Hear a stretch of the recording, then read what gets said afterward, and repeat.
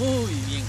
Estamos en la sección del día lunes y en este día la lección tiene, podríamos decir, lo que sería la esencia de todo lo que el apóstol Pablo está tratando de enseñar, como lo que es el plan de salvación, lo que Dios ejecutó. Recuerde que el plan de salvación fue diseñado desde antes de la fundación del mundo.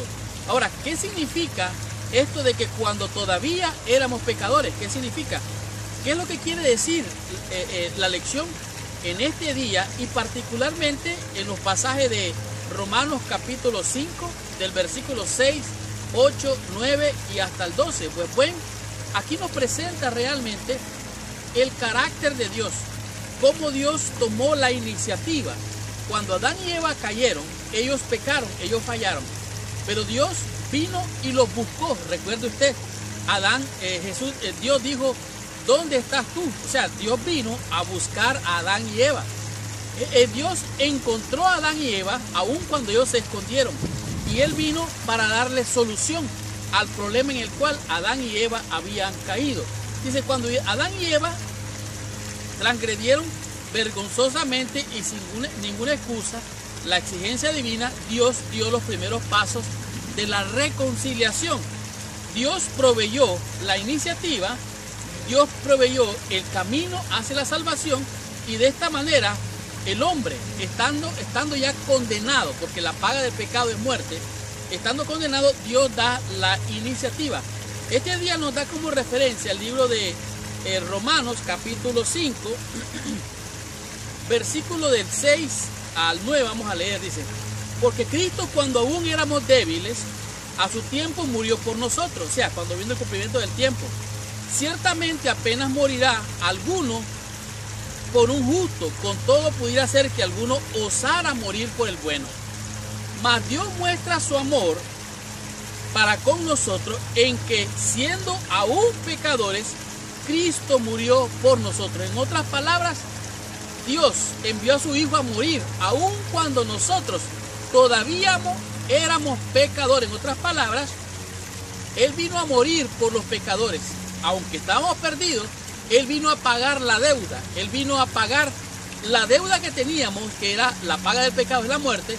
Entonces Cristo vino a morir por nosotros aun cuando éramos pecadores. Es fácil que alguien podría decir, yo pago por alguien que está endeudado porque es buena persona, pero aquel que es malo, que ha cometido faltas, que ha transgredido todas las leyes, ¿quién va a querer pagar su deuda por él? Ahora, versículo 9 dice, pues mucho más estando ya justificados en su sangre, por él seremos salvos de la ira. No se puede entender como un Dios de amor puede ser que se aire contra la humanidad. Dios creó los cielos y la tierra, creó al ser humano, por lo tanto, Él es el dueño de toda la creación. Ahora, estando nosotros muertos en delitos y pecados, merecíamos la muerte, pero Dios toma la iniciativa, manda a Jesucristo para perdonar, salvar lo que estaba perdido. Ahora, en la víspera de la partida de los israelitas, usted recuerda, cuando los israelitas tenían que, al salir de Egipto, comer la Pascua, tenían que agarrar la sangre del cordero sacrificado y ponerlo en los dinteles de las puertas, de las entradas. Y de esta manera el ángel que venía a matar a los primogénitos, donde había esa sangre, pasaba de lejos, pasaba de largo. Entonces no morían aquellos primogénitos. Esta es la misma idea. Asimismo, la sangre de Jesucristo garantiza que quienes han sido justificados y conserven ese estatus serán protegidos cuando la ira de Dios finalmente destruya el pecado al final de los tiempos. Pero entonces, ¿cómo Dios se puede airar? Él va a hacer una extraña obra, una obra extraña. No es el plan de Dios hacer esto.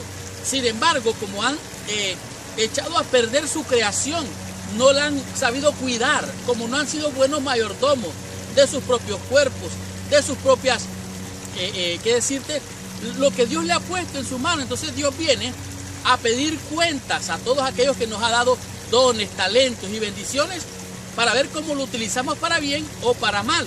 Por eso dice aquí, asimismo la sangre del cordero garantiza que quienes han sido justificados conserven ese estatus para ser protegidos cuando la ira de Dios finalmente destruya.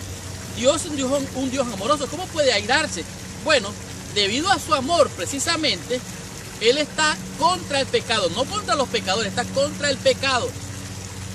Pero los pecadores se aferran al pecado, entonces Dios viene a consumir el pecado.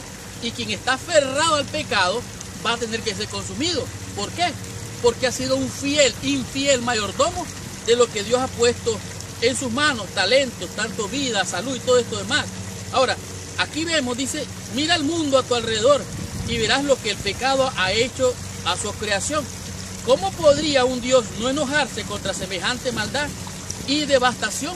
Toda la creación de Dios gime a una, deseando ser liberada. Por lo tanto, Dios se airará con aquellos que han mal cuidado su creación.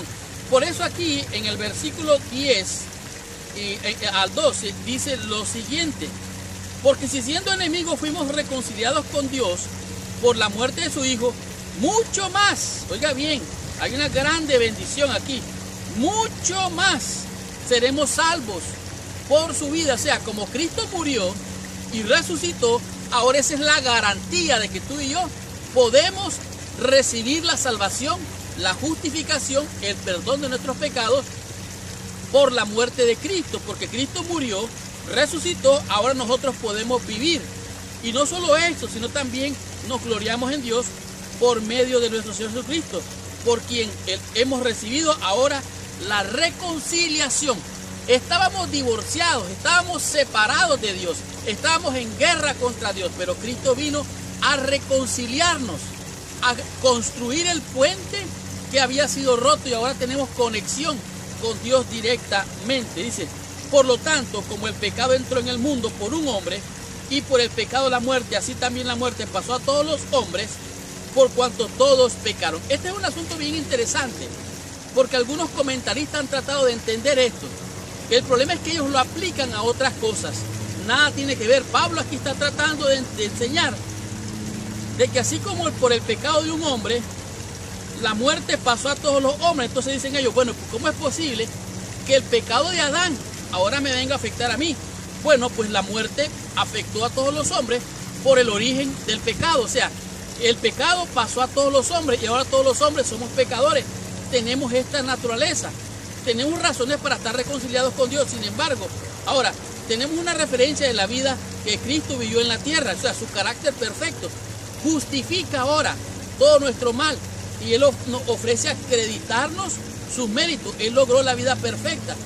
Pablo enfatiza el hecho de que si bien Cristo murió, también resucitó. Vive para siempre. Porque Él vive en nosotros, somos salvos.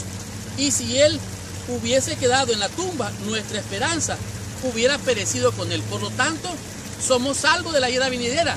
Merecemos ahora, no por nuestros méritos, sino por los de Cristo, redención, salvación y vida eterna. Estudiemos la lección en el día martes y comprendamos qué nos dice en este día la lección con el tema que es muerte por el pecado. ¿Qué significa esto? Estudiemos la lección.